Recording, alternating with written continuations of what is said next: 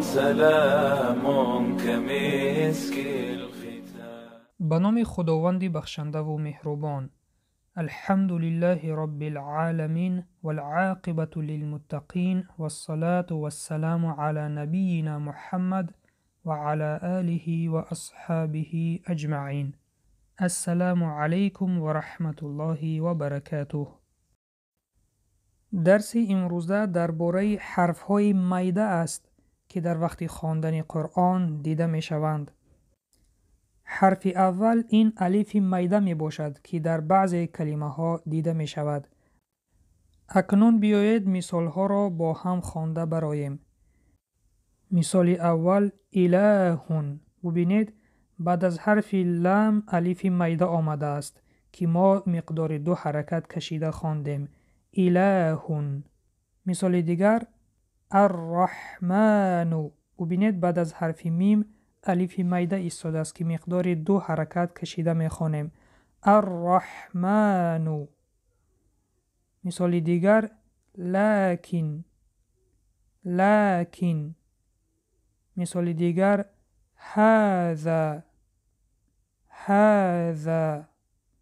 مثال بعدی ذلك. ذلك. مثال دیگر دساها. دساها. مثال بعدی زکاها. زکاها. مثال دیگر فسواها. فسواها. و مثال دیگر عقباها. عقباها. حرف میده دیگر این حرف یا می باشد.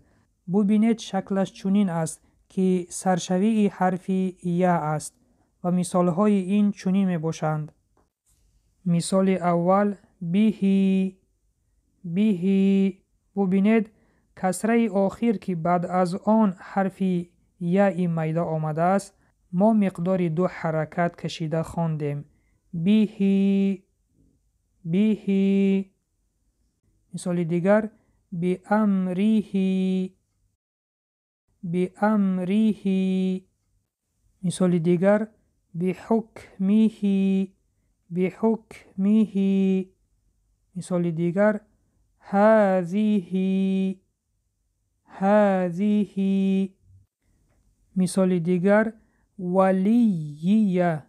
ولیه. با تشدید آمده است 2 تا خوانده می شود. ولیه. و حرف سیومی که میده نوشته می شود این حرف واو می باشد که آواز او را دراز کرده می خوانیم. مثال لهو. مقدار 2 حرکت کشیده می خوانیم. لهو. مثال دیگر امروه. امروه. مالوه. مالوه. مثال دیگر داوود. داوود. و مثال آخر یلوون. یلوون. این بود پایان درس امروزه.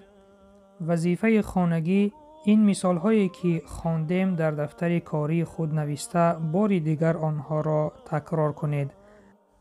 در آخر دعا میکنیم که خداوند آموختن الفبای عربی را به شما آسان گرداند که این درس ها را تمام کرده تیزتر به قرآن خوانی شروع کنید و سلام بر آن شخصانی که راه هدایت را پیش گرفتند.